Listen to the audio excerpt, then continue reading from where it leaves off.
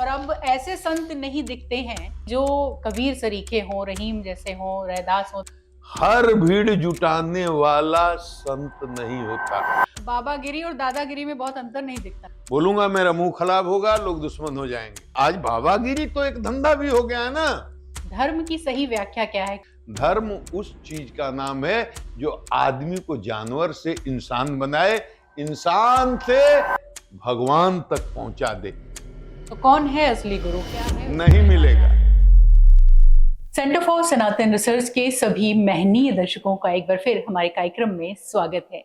स्वीकार कीजिए हमारा सादर नमस्कार।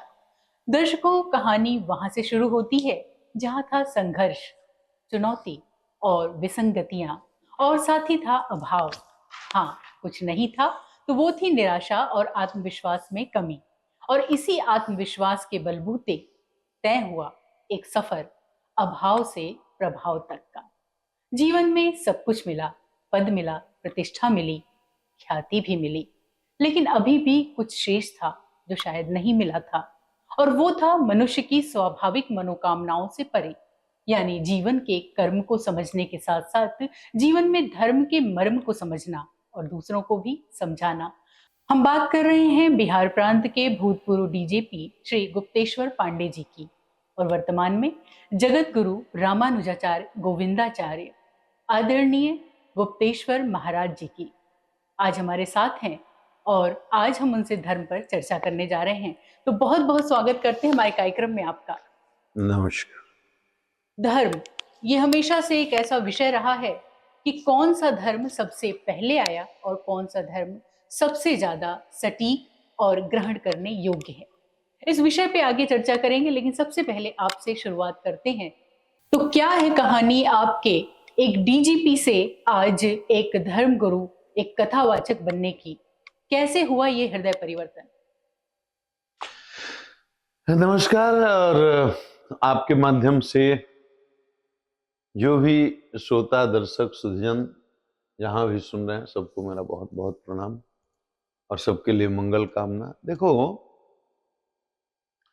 जीव की तीन स्थिति होती है। जी। मतलब प्रकृति में तीन गुण है मीनाक्षी। हम्म। तमोगुण है, रजोगुण है, जी। सतोगुण है। तो ये तीनों गुणों से ही ये संसार चलता है। तो जब तक रजोगुण का उत्कर्ष जीव में रहता है तब तक उसकी चेतना बस आहार निद्रा भय मैथुन तक रहती है। जी। रजोगुण के उत्कर्ष में अनंत कामनाओं के कारण चित्त मलिन रहता है, मोह और संशय की स्थिति रहती है। इस जन्म की सेवा, साधना, स्वाध्याय, गुरु कृपा या पिछले जन्म के प्रारब्ध के कारण किसी भी कारण से अगर चित्त में सत्व का उत्कर्ष होता है तो दार्शनिक जिज्ञासा शुरू होती है। हम कौन है, कहां से आए, हमारे जीवन का क्या अंतिम लक्ष्य, क्या क्या पाना चाहते हैं, कहां जाना है। क्योंकि मुझे याद है जब मैं 12, 13, 14 साल का था तो उस समय भी गांव से बाहर 1 किलोमीटर बाहर एक छावनी टाइप की थी जहां एक कुटिया बनी हुई थी। तो वहां मैं कुटिया में रहता था। वहां छुट्टियों में, गर्मी के दिनों में 2-2 महीने रह करके साधना करता था। तो मेरे मन में एक प्यास थी। और इसी उत्तर प्रदेश के ये गोंडा बस्ती जिले में जो अयोध्या से लगा हुआ है, जी। 81 में ग्रेजुएशन की परीक्षा देने के बाद मैं कई महीनों तक भिक्षाटन किया करता था और लोगों के बीच जाकर के ऐसे ही गांव में कहीं भी सड़क पर किनारे कहीं सो जाना और भिक्षाटन महीनों दिनों तक। अभी हाल में गया भी तो अचानक तो कहीं कुछ नहीं होता। कहीं आपने सुना है कि कोई चीफ सेक्रेटरी या कोई डीजीपी सेवानिवृत्ति के बाद संत बन गया? नौकरी कर सकता है, बिजनेस कर सकता है, व्यापार कर सकता है, गवर्नर बन सकता है, मिनिस्टर बन सकता है और कुछ भी बन सकता है, लेकिन कोई साधु बन जाए ये ऐसे नहीं होता, अचानक कुछ नहीं होता। तो पूर्व जन्म के प्रारब्ध के कारण और हमारे गुरु की कृपा के कारण हमारे अंदर ये अध्यात्म का दिया जल रहा था। गृहस्थ आश्रम से निवृत्त हुए चौथे पद में 60 लगते लगते उसकी लौ तेज हो गई और प्यास और बढ़ गई। और मैंने सोचा कि ठीक है, गृहस्थ उनका निर्वाह हो गया, अब अपने सनातन के लिए कुछ करना चाहिए, अपने लिए, अपनी अपनी कमाई, अपनी कमाई माने भजन। मैं सब कुछ छोड़कर निकल गया। बहुत सुंदर। यानी कि गुप्तेश्वर जी के हृदय में ईश्वर को जानने की जो इच्छा थी, गुप्त रूप में सदा से ही विराजमान थी। और जब आप प्रशासन में थे, उसी वक्त कुछ क्षण ऐसा भी रहा आपके जीवन में जब आप शासन में आना चाहते थे, और शासन में किन्हीं कारणों से हो सकता है आप ना आ पाए हों, लेकिन अगर आप आ पाते तो क्या कुछ ऐसा करते जो देश देखिए, के विकास के लिए अलग होता? ऐसा है, उसको स्पष्ट बोलिए। जी मैं जब मेरी सेवानिवृत्ति 5-6 महीने रह गई थी, जी तो उसके बाद मेरे मन में ये प्रश्न आने लगा। मेरा रजोगुण बहुत बढ़ा हुआ था, वो रजोगुणी काम ही होता है। जी। रजोगुण में था, तो मेरे अंदर लगता था, मेरे अंदर कुछ ना कुछ करने की बेचैनी रहती थी हम्म, कि ठीक है, अब तो 6 महीने के बाद हम सेवानिवृत्त हो जाएंगे, उसके बाद जो छोटा बहुत अपने स्तर से हम लोगों का की सेवा करते हैं, तो इसका अवसर तो मेरा खत्म हो जाएगा। मुझे क्या करना चाहिए? तो मुझे लगा कि राजनीति सेवा करने के लिए एक बहुत बड़ा प्लेटफॉर्म हो सकती है, और वहां से बहुत व्यापक स्तर पर जनता की सेवा की जा सकती है। इस सोच के तहत मैं राजनीति में प्रवेश करना चाहता था। मैं चाहता था कि मैं बताऊं, राजनीति में प्रवेश करने के बाद एक मिसाल पेश करूं। दुनिया को जानना चाहिए कि विधायक कैसा होना चाहिए, एमपी कैसा होना चाहिए। मैं चाहता था जनप्रतिनिधि होकर के गांव गांव, टोला टोला, हर जात, हर वर्ग, हर संप्रदाय, सबसे समाज के निचले पैदान पर जो आदमी खड़ा है, उसके दरवाजे पर जाऊं, उसकी झोपड़ी में खिचड़ी उसके साथ खाऊं, रात भर सोऊं, उसका दुख सुनूं, सवेरे सरकार तक पहुंचाऊं। तो एक मॉडल खड़ा करना चाहता था। वो तो अभी भी वो बहुत सारे नेता कर रहे हैं। नहीं, वो तो कौन कर रहा है? बहुत सारे नेता जब चुनाव का समय आता है, अभी भी जो है हम चुनाव न्यूज़पेपर का के माध्यम से समय देखते आता ही है, हैं। वो मॉडल खड़ा हो जाता है। चुनाव के समय में जा जा करके लोगों को रिझाना और वोट मांगना, वो अलग चीज है। मैं एक चाहता था कि नेता, जनप्रतिनिधि कैसा होना चाहिए, उसका एक मॉडल खड़ा। वो अवसर नहीं मिला, और मैंने निर्णय लेने में देर नहीं की। मुझे पता था कि हर आदमी हर काम के लिए नहीं बना है। मेरा प्रवेश ही नहीं हुआ राजनीति में, तो जी। लिटरली मेरा प्रवेश ही नहीं हुआ। तो वो मुझे लग गया कि भाई, राजनीति में, आज की राजनीति में जिन गुणों की आवश्यकता है, वो गुण मुझ में नहीं है, मैं कभी सफल नहीं हो पाऊंगा। तो मैंने एकदम सीधा अपना रास्ता बदल दिया। मैंने कहा, अध्यात्म के माध्यम से जनता की सेवा करूंगा। जी। और एक ऐसे प्रांत में आपने प्रशासनिक पद पर, उच्च प्रशासनिक पद पर अपनी सेवा दी है। अगर बात करें उसी प्रांत की, जो है, क्या कुछ आपको खटकता रहा और आज भी खटकता है कि वहां ये होना ही चाहिए? अब देखो, ये पुरानी रजोगुणी बातें हैं। अब ये सब बातें करना मेरे लिए शोभा नहीं देता। हम देखते हैं लोगों की चेतना के स्तर में गिरावट बहुत आई है, जी और केवल बिहार की बात नहीं करूं, पूरे राष्ट्रीय स्तर पर भी। हाँ, मुखिया अपनी जात का चाहिए, सरपंच अपनी जात का चाहिए, बीडीओ अपनी जात का चाहिए, थानेदार अपनी जात का चाहिए, एसपी अपने जात का चाहिए, कलेक्टर अपनी जात का चाहिए, विधायक अपनी जात का चाहिए, मंत्री अपनी जात का चाहिए, मुख्यमंत्री अपनी जात का चाहिए, प्रधानमंत्री अपनी जात का चाहिए। तो ये बताओ कि हिंदू समाज में तो हजारों जातियां हैं, उपजातियां हैं। अगर हर आदमी ये सोचे हमारी ही जात का सब कोई सब पदों पर हो, तो ये कैसे होगा? तो मतलब लोगों में, नेताओं ने जात का जहर इतना अधिक बो दिया है उनके दिल दिमाग में, कि अब कोई जाति का ही नेता हो सकता है। गंभीर बात बोल रहा हूं। जी।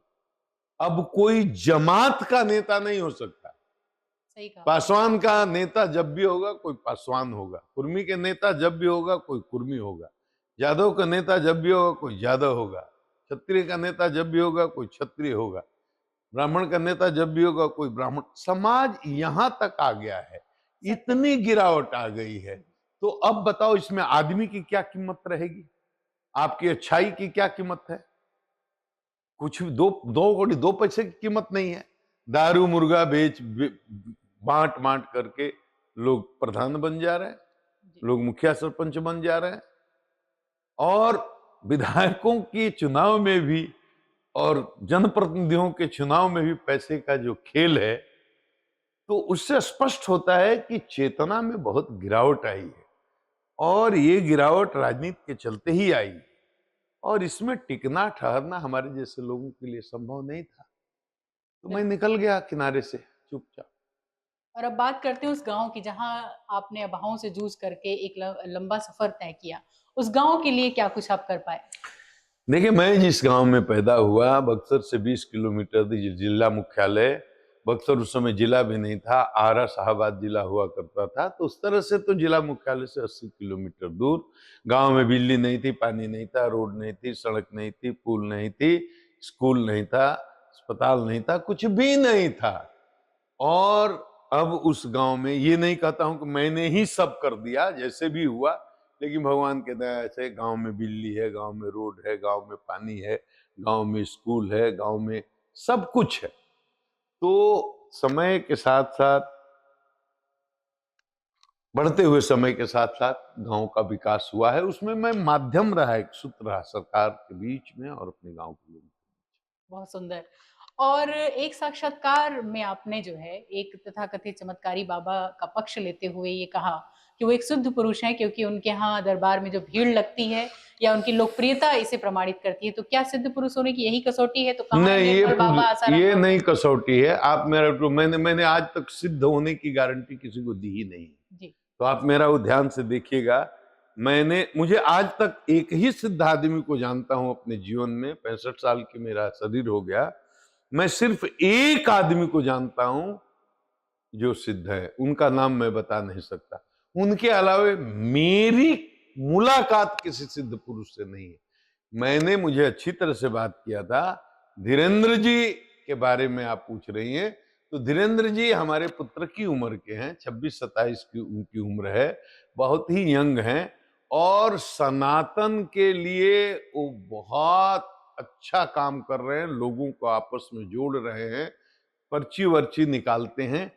उनके बारे में मेरे से पत्रकारों ने प्रश्न किया था, तो मैंने कहा था देखो कितना भोला लड़का है, कितना सुंदर उसका स्वरूप देखो, उसके चेहरे की मुस्कान देखो, उसका आत्मविश्वास देखो और देखो उसके अंदर इस जन्म का हो या पिछले जन्म का हो, उसके सत्कर्म ही हैं जिनके कारण आज इतने लोग उनके पीछे दीवाने हो गए।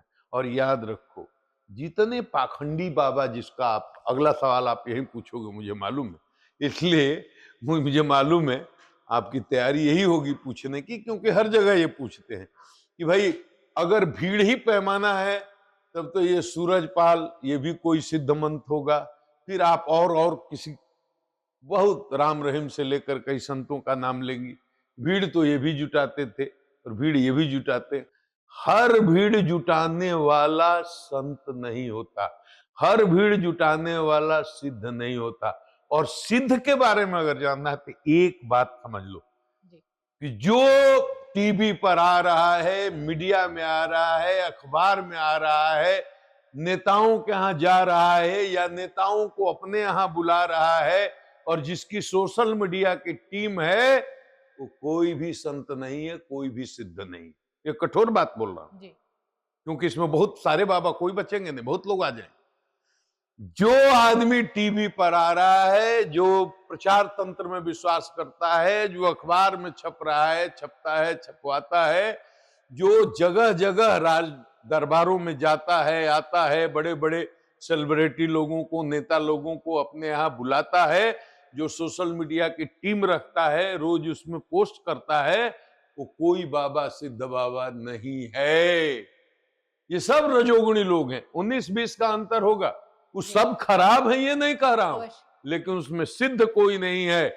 जो सिद्ध होगा उसको किसी प्रचार से मतलब नहीं है, उसको सोशल मीडिया से मतलब नहीं है, उसको टीवी का मतलब नहीं है, वो हमारे यहाँ बैठ करके हमारे जैसा आपको इंटरव्यू नहीं देगा, उसको किसी से कोई लेना देना ही नहीं है, उसको समय ही नहीं है ये रजोगुणी कामों के लिए। वो तो केवल माला लेकर के एकांत में कहीं बैठा होगा गुफा कंदरा में, उसको कोई मतलब नहीं है कौन पीएम, कौन सीएम, कौन गवर्नर, कौन टाटा, कौन बिरला, किसी से कोई लेना देना नहीं है।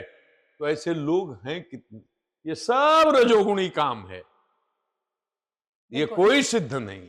और अभी बात करें अगर एक और बाबा बहुत चर्चा में है, भोले बाबा जिनकी बात हम कर रहे हैं, और उसी भीड़ और उसी लोकप्रियता की का खामियाजा श्रद्धालुओं को उठाना पड़ रहा है। देखो आप सब, प्रशासनिक पद पे भी हैं, अगर आप आज भी होते तो ऐसे बाबाओं के साथ क्या करते? देखिए सब बाबाओं के बारे में बोलना सामूहिक रूप से ये हमारे लिए ठीक है, सब बाबा खराब नहीं होते। जी, बाबाओं में भी मैं तथाकथित बाबाओं में रजोगुण का उत्कर्ष बहुत देखता हूं, उसका भी मैं बुरा नहीं मानता हूं।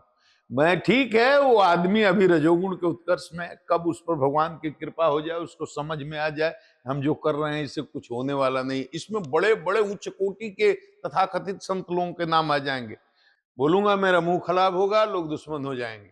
लेकिन जिस पर्टिकुलर संत की आपने बात की, जी, सूरज पाल राम, मेरा व्यक्तिगत मानना है ये तो घोर रजोगुणी आदमी है। ये तो संत, संत क्या है उसको मालूम भी नहीं है, तो संतत्व से उसका कोई लेना देना भी नहीं है।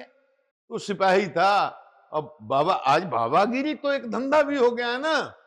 पैसा कमाना हो, इज्जत कमाना हो, चेला बनाना हो, चेली बनाना हो, नाम जस फैलाना हो, भौकाल फैलाना हो, तो बड़ा बढ़िया है, कितना आसान है। टीका लगाया, कसाय वस्त्र धारण किया, हाथ में माला लगाया, और ये 140 करोड़ देश लोगों का देश है। जी। 1 करोड़ तो मूर्ख लोग, अज्ञानी लोग हैं ही ना, और अब कम तो से कम। बाबागिरी और दादागिरी में बहुत अंतर नहीं दिखता। अब वही रजोगुण के उत्कर्ष में ही ये सब चीजें होती हैं। आपको गाड़ी चाहिए, गाड़ियों का काफिला चाहिए, महंगी महंगी गाड़ियों का काफिला चाहिए, आपको साथ साथ वो मार्शल लेकर के चलने का है, और आपको 5 स्टार एकोमोडेशन चाहिए। जी, ये सब संतत्व के विरुद्ध बातें हैं, ये कोई सिद्ध नहीं है। सब रजोगुणी लोग हैं, सबका पतन होगा, जी। कोई फर्क नहीं। और अब ऐसे संत नहीं दिखते हैं गुप्तेश्वर महाराज जी, जो कबीर सरीखे हों, रहीम जैसे हों, रैदास हों, देखो, तुलसी। रैदास की, कबीर की, रहीम की बात मत करो, या तुलसीदास बात बेटा मत करो। ये लोग चेतना के बहुत ऊंचाई पर थे। ये वहां पर थे जहां से सत्य को उसके असली स्वरूप में देखा गया है, देखा समझा गया है। जी, ये सब के सब ब्रह्म तत्व को जानने वाले, ब्रह्म विद्या को जानने वाले थे। इनकी प्रस्तुति का, कहने का तरीका अलग होगा। अपने अनुभव को कबीर अलग ढंग से कहेंगे, अपने अनुभव को तुलसी अपने अलग ढंग से कहेंगे, रैदास अपने अलग ढंग से कहेंगे, मीरा अलग ढंग से कहेंगी। लेकिन ये सब के सब लोग तो अमलात्मा थे, विमलात्मा थे, महात्मा थे, सिंध थे, जी, परमहंस थे। ये सब तो ब्रह्म विद्या को जानने वाले थे। ऐसे लोग आज नहीं है ये नहीं कर सकते, जी। हमारी और आपकी दृष्टि में नहीं, क्योंकि उनको प्रचार चाहिए नहीं, वो कहीं छुपे हैं, जहां हैं वहां हैं। बिल्कुल। तो अब बात करते हैं कि धर्म, धर्म की सही व्याख्या क्या है? केवल अंधभक्ति करना या किसी रूढ़िवादी परंपरा से जुड़े रहना, यही धर्म है या कुछ देखो, ये विस्तृत धर्म मायने हैं? नहीं, ये बहुत व्यापक विषय है, बहुत जी, समय लगेगा। धर्म को कई ढंग से परिभाषित किया गया, लेकिन जो कहती हो परंपराओं से जुड़े रहना, ये सब जो है ना, धर्म का असली स्वरूप नहीं, ये बाह्य स्वरूप है, ये फॉर्म है, बाहरी है, कंटेंट नहीं है। कंटेंट तो ये है कि हम चेतना के जिस स्तर पर हैं, मतलब निचले स्तर पर, तमोगुणी चेतना का स्तर पर हैं, जी, तो हमको वो तत्व, वो चीज जो हमें चेतना की में उत्कर्ष लाता है, जी, जिसको धारण करने से हम तमोगुण से रजोगुण होते हुए, पार करते हुए शुद्ध सत्व में प्रतिष्ठित होते हैं, वो जो चीज है उसी का नाम धर्म है। धर्म धारण करने की चीज है, और क्षमा है, दया है, करुणा है। ये देखो, रजोगुण में इन गुणों का अभिनय होता है, क्षमा का अभिनय होता है, दया का अभिनय होता है, करुणा का अभिनय होता है, सेवा का अभिनय होता है, ये त्याग का अभिनय होता है, तपस्या का अभिनय होता है। लेकिन वस्तुतः ये सारे गुण शुद्ध सत्व में ही प्रकट होते हैं। आप में करुणा, आप में क्षमा, आप में दया, आप में श्रद्धा, ये आप में त्याग, आप में तपस्या, ये सब गुण तभी प्रकट होंगे जब आप शुद्ध सत्व में प्रतिष्ठित होंगे। धर्म उस चीज का नाम है जो आदमी को जानवर से इंसान बनाए, इंसान से भगवान तक पहुंचा दे। मतलब ये धर्म उस चीज का नाम है, उस रास्ते का नाम है जो इंसान को, सोए हुए इंसान को, अज्ञानी को, मूर्ख को, पांवर को और पशुतुल्य मनुष्य को चेतना के उस स्तर से उठा करके ले जा करके ये परमात्मा से मिला देता है। और ये वेदों में इसका विस्तार से वर्णन है। वेद ही धर्म के स्रोत हैं, वही सोर्स हैं, और हमारे सनातन साहित्य भी सोर्स हैं। तो जिसको धारण करने से हमारी चेतना का विस्तार हो और जीव शिव बन जाए, उसका नाम धर्म है। बिल्कुल। तो धर्म उस रास्ते का नाम है जो हमें हमारी चेतना से मिलवाता है, और चेतना का विस्तार होता है धर्म को धारण करने से, या जो कुछ भी धारण करने योग्य है धर्म है। धरती एक है, मनुष्य एक है, सभी जीव में शिव है, तो धर्म इतने सारे क्यों हैं और एक दूसरे से टकराते क्यों रहते हैं? देखो, चेतना के जिस स्तर से, धर्म तो एक ही है, सनातन। तो सनातन के जो शास्त्र हैं, हमारा वेद हुआ, पुराण हुआ, उपनिषद हुआ, तो चेतना के जिस स्तर से शास्त्रों का प्रणयन हुआ है, चेतना के उसी स्तर से उनको समझा जाना चाहिए, समझा जा सकता है। तो अगर चेतना, अब जैसे उदाहरण के लिए समझो, सरल बना के कह रहा हूं, 78 वर्ष की आयु में 9 अरब भगवान नाम जप करने के बाद, हनुमान जी का प्रत्यक्ष दर्शन होने के बाद, हाँ, ये भोलेनाथ, काशी विश्वनाथ का प्रत्यक्ष दर्शन होने के बाद, राम सीता लक्ष्मण का सगुण साकार ब्रह्म का प्रत्यक्ष इन आंखों से दर्शन करने के बाद, चेतना की उस ऊंचाई पर शुद्ध सत्व में प्रतिष्ठित होकर श्री रामचरितमानस नामक ग्रंथ की रचना तुलसीदास ने की।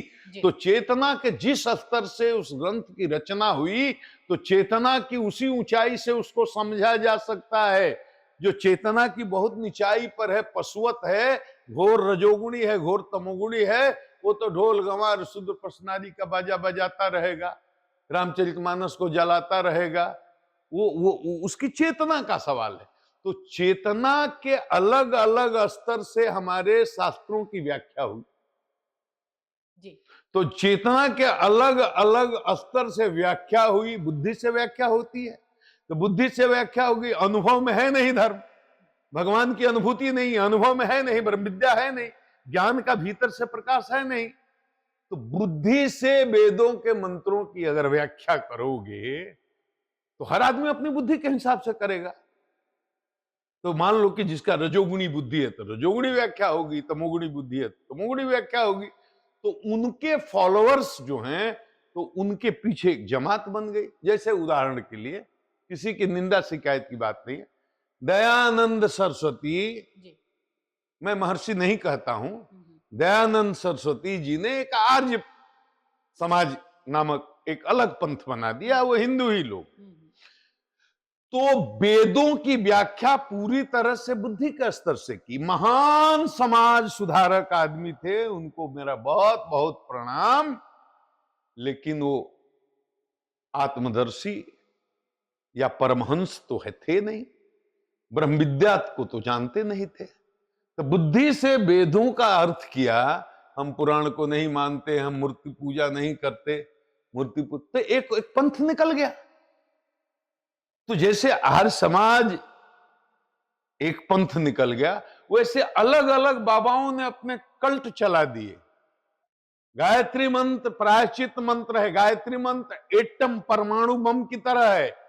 गायत्री मंत्र का उच्चारण करने का, जप करने का अधिकार सबको नहीं है।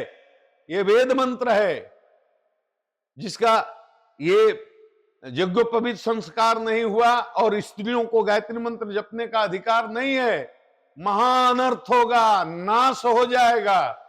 जपवाने लगे लोग, स्त्रियों को भी जपवाने लगे लोग, जो मन करे गायत्री। अब स्कूल में जोर जोर से कैसेट बजते हैं गायत्री मंत्र, गायत्री मंत्र इस तरह से करने, दुर्दशा कर दी गायत्री मंत्र।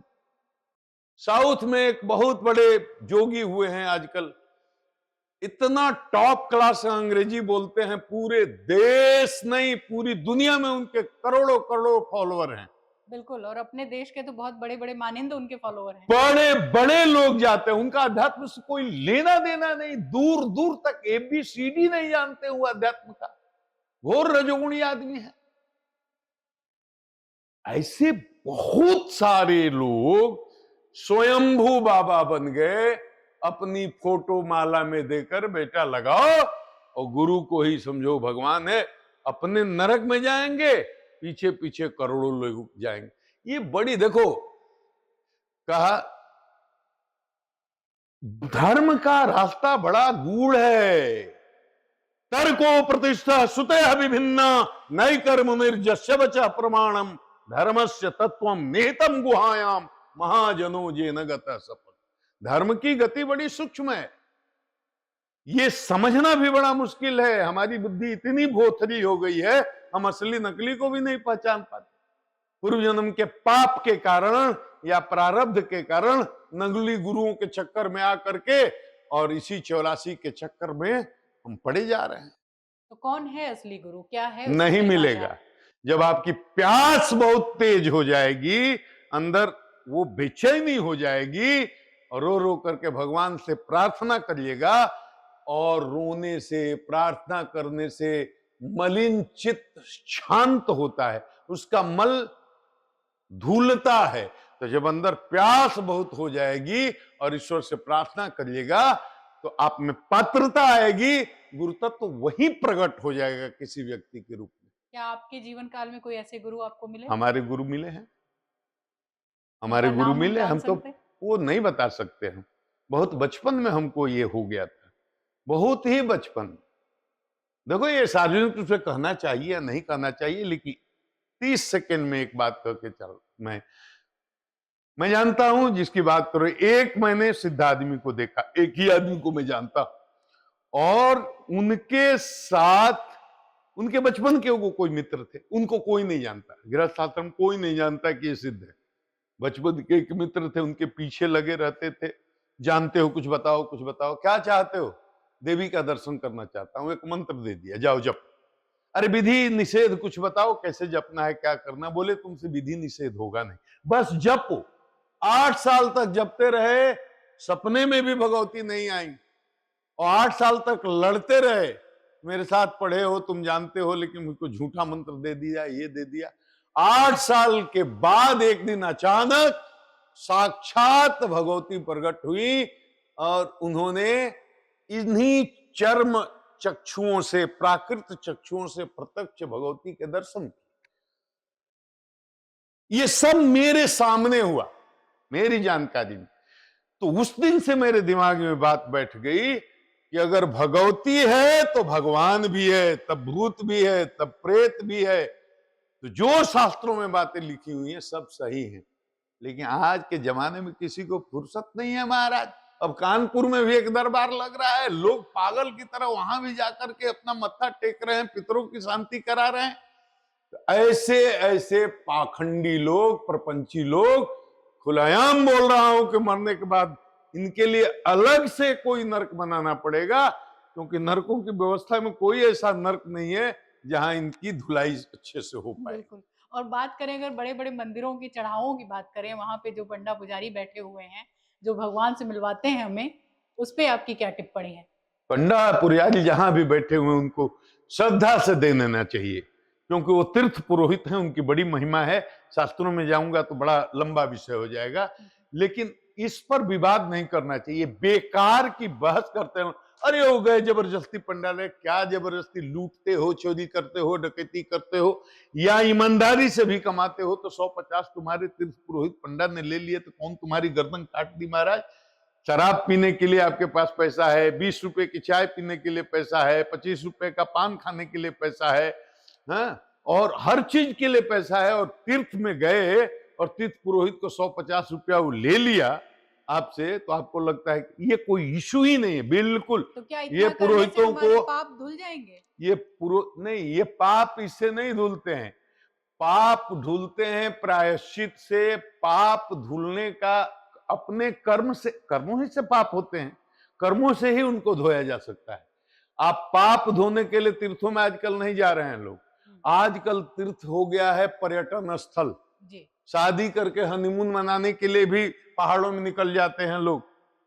वैष्णो देवी का दर्शन करने जा रहे हैं। तो आपको नहीं लगता कि काशी विश्वनाथ धाम, अब जब काशी विश्वनाथ कॉरिडोर बन गया है तो वो भी एक पर्यटन स्थल ज्यादा बन गया ये है? तो पहले से भी पर्यटन स्थल रहा है, पर्यटन स्थल होने में भी कोई बुराई नहीं है, लेकिन तीर्थ जो हैं, धाम जो हैं, उनकी महिमा घटे ना, इसके लिए हमें सजग रहने की जरूरत है। सनातनियों को कोई काम ऐसा ना हो कि उस जगह की महिमा घटे, वहां रजोगुण बढ़े, वहां तमोगुण बढ़े। तो ये इसके लिए हम लोगों को सजग रहने की जरूरत है। बिल्कुल। और अभी आपने थोड़ी देर पहले कहा कि एक ही धर्म है सनातन, और बाकी भी बहुत सारे धर्म हैं जिन्हें लोग बड़ी श्रद्धा से मानते हैं। तो वो क्या है अगर एक ही धर्म है सनातन? देखो, हमेशा से देखोगी तो हमेशा से सृष्टि में 3 गुण हैं, बता दिया, रजोगुण, तमोगुण, सतोगुण, इनका संघर्ष चलता रहता है। और अब ज्यादा जानना चाहती हो, तुम्हारा सीधा पूछने में संकोच है, आप पूछना चाहती हैं अगर इस्लाम के बारे में, तो हम यही कहेंगे कि जिनको जानना है इस्लाम धर्म की उत्पत्ति के बारे में जी। और उसके अंत के बारे में भी, उनको केवल भविष्य पुराण पढ़ लेना चाहिए।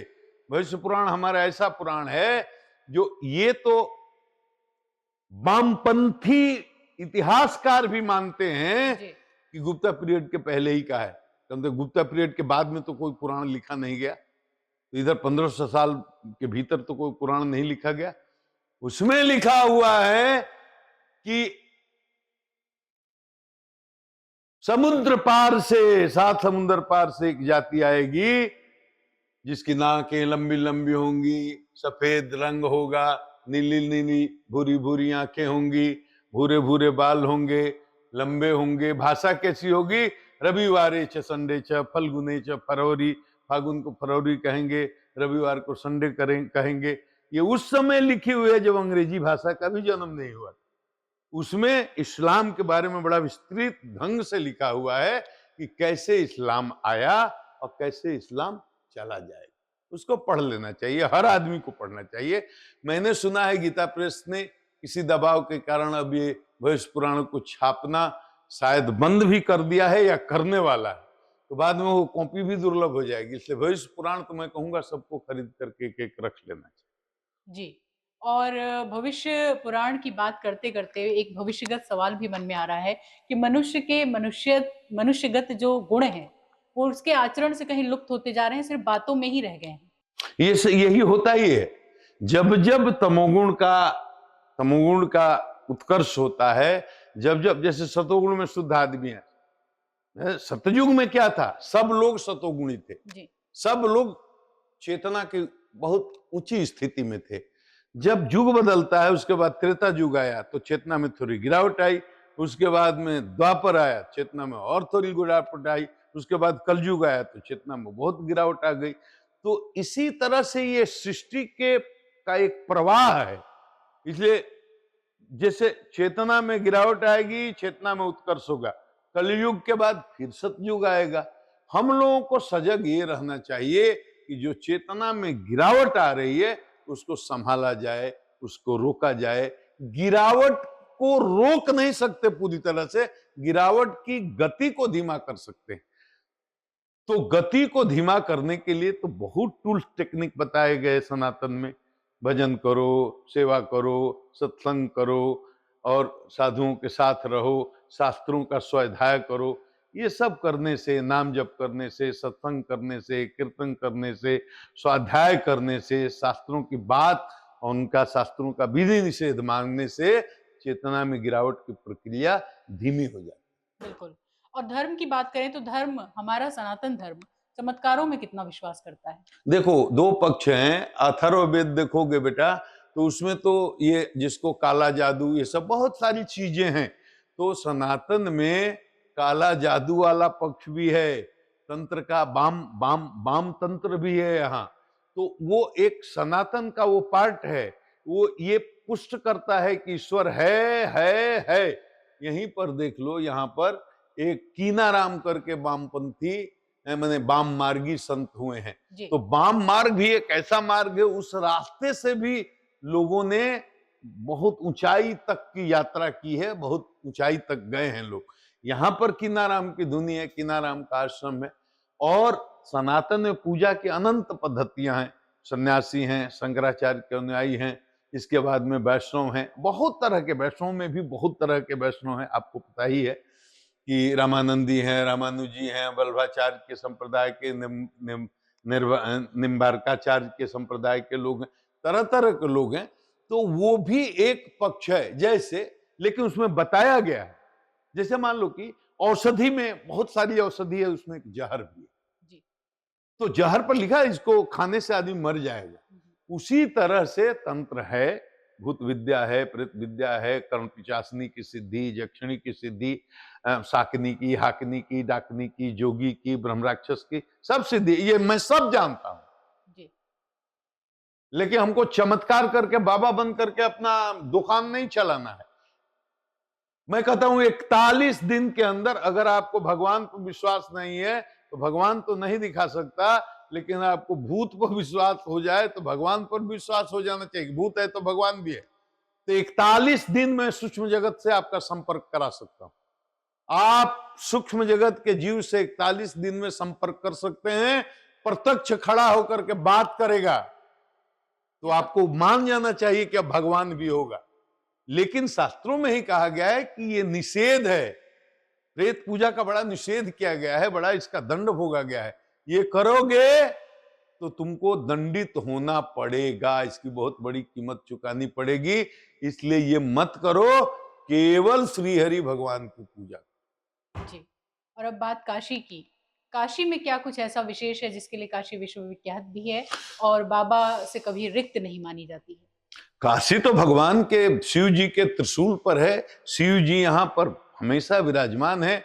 और काशी में शास्त्रों का कहना है कि अगर प्राण छूटता है तो काशी में जैसे प्राण छूटेगा उसी समय शिव जी कान में, मरने वाले जीव के कान में, जो शरीर जीव छोड़ रहा है, राम मंत्र देते हैं और काशी में मरने वाली की दुर्गति नहीं होती। क्या ये तो हर ये, जीव पे, हर व्यक्ति पे लागू है जिसने जीवन भर व्यभिचार और भ्रष्टाचार किया हो? देखो जीवन भर व्यभिचार, देखो पूरी शास्त्रों में ऐसी कहानियां भरी पड़ी हैं। आप देखो कि अजामिल ने क्या किया था, और उस कहानी, एक वेश्या को देखा, एक शूद्र के साथ रमण करते हुए ले आया घर में, अपनी पत्नी को छोड़ दिया, वेश्या को रख लिया, 10-10 पुत्र पैदा किए, चोरी करता था, डकैती करता था, खून करता था, कत्ल करता था। दुनिया में ऐसा कोई पाप नहीं है जो उसने नहीं किया।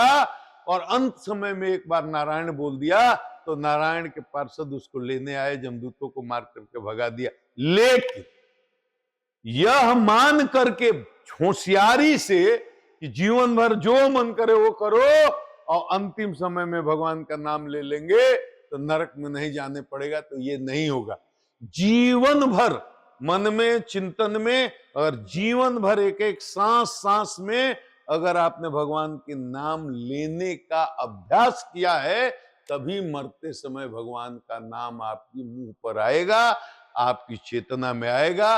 अंत में चाहिए कि हम एक बार भगवान कह करके मोक्ष हो जाए, वो नहीं होगा। इसलिए इसके बहाने पाप नहीं करना चाहिए। पाप का की कोई माफी नहीं है, वो भोगना पड़ेगा। जी। और अपने प्रशासनिक सेवा काल में एक बार फिर एक छोटा सा सवाल, आप रॉबिन हुड के नाम से भी प्रसिद्ध थे, ये नाम आपको कैसे मिला? घोर रजोगुण में ये सब नाम मिलते हैं। कोई हीरो का है, कोई टाइगर भी बोलता था, कोई रॉबिन हुड बोलता था, कोई टाइगर बोलता था, लेकिन फोर्स में ज्यादा लोग मुझे बाबा ही बोलते थे, शुरू से 25-30 साल पहले से बाबा बाबा, क्योंकि शुरू से पूजा पाठ और ये कासाय वस्त्र वगैरह, गेरुआ वस्त्र वगैरह हम पहनते रहते थे, नौकरी में रहते हुए भी। छुट्टी के दिनों में मंदिर गए तो, मस्जिद गए तो अब वो जमाना अलग था, सोशल मीडिया नहीं थी, ये टीवी नहीं था। बेगूसराय में मेरी पोस्टिंग हुई चतरा के बाद, तो 50-60 मैंने इनकाउंटर में मार दिए, जो घोर अपराधी थे, एकदम डकैती करने वाले, अपहरण करने वाले, डकैती करने वाले, लूट करने वाले, एक्सटॉर्शन करने वाले, बलात्कार करने वाले, काली सूची में जिनका नाम था 50-50, सैकड़ों जिन पर मुकदमे थे। तो मेरे टाइम में जाते ही 50-60, 6-8 महीने के अंदर 50-60 लोग मुठभेड़ में मारे गए। तो उस समय से हमको अब कोई रॉबिन हुड कहने लगा, कोई टाइगर कहने लगा, कोई कुछ कहने लगा, तो ये किंवदंतियां चलती रहती हैं, रजोगुणी जीवन में यही सब होता रहता है। जी बहुत इनकाउंटर किए मैंने, ये बात सही है। जी। और आपके व्यक्तित्व में एक गायक भी छुपा हुआ है, और ऐसा हमने सुना है कि आप बहुत अच्छा मैं गाते केवल भी हैं। भगवान के लिए गाता हूं, मैंने जी चोली चुनर के गीत कभी नहीं जीवन में गाए, गलती से। जी। तो एक कुछ मैं पंक्तियां केवल यहाँ भगवान भी के लिए गाता हूं। दर्शकों के लिए हमारे। भोजपुरी में सुन लीजिए, जहां तक समझे कि केहू न काम आई तब राम काम आई है, केहू न काम आई तब राम काम आई है। संग छोड़ दी सभेता, संग छोड़ दी सभेता, आपन उहे बनई है, केहू न काम आई तब राम काम आई है, केहू न काम आई तब श्याम काम आई। और अब चलते चलते हर उस गृहस्थी के लिए एक सवाल कि अपने गृहस्थ आश्रम में रहते हुए वो धर्म को जाने भी और धार्मिक होने जैसा आचरण भी करे, क्या सुझाव है आपका? जैसे जीवन में खाना जरूरी है कि नहीं, नहाना जरूरी है कि नहीं, बाथरूम जाना जरूरी है कि नहीं, शयन करना जरूरी है कि नहीं, वैसे ही धर्म के कुछ बेसिक चीजें हैं, उनको अपने जीवन में शामिल करना चाहिए। जरूरी नहीं कि माला लेकर आप 4 घंटा आसन पर बैठे, लेकिन घर में बच्चों को संस्कार देने के लिए घर में दीपक जलाएं, हनुमान चालीसा का पाठ करें, और सोने के पहले और जगने के बाद कम से कम 10 मिनट का ध्यान करके भगवान को धन्यवाद करें कि उसने आज फिर आपको नई जिंदगी दी है। और ये एक संकल्प रोज सवेरे लें कि हम शास्त्र निषिद्ध आचरण नहीं करेंगे। इतने से कल्याण। बहुत बहुत धन्यवाद आपको कि आप आज हमारे कार्यक्रम में आए और आज आपने धर्म के विषय में और खास तौर पे जो आजकल संत परंपरा चल रही है उस विषय में एक अच्छी जानकारी हमें दी। और उम्मीद करते हैं कि ये जो कार्यक्रम हम आपके लिए लेकर आते हैं सेंटर फॉर सनातन रिसर्च के माध्यम से, और खास तौर पे सनातन धर्म और धर्म पे चर्चा होती है, ये आपके बौद्धिक और मानसिक के साथ साथ हृदयगत जो तमाम सवाल हैं उन प्रश्नों के उत्तर देने में कुछ हद तक सक्षम हो पा रहे होंगे। आपके सुझाव आमंत्रित हैं। तो आज के लिए इतना ही, अनुमति दीजिए। नमस्कार।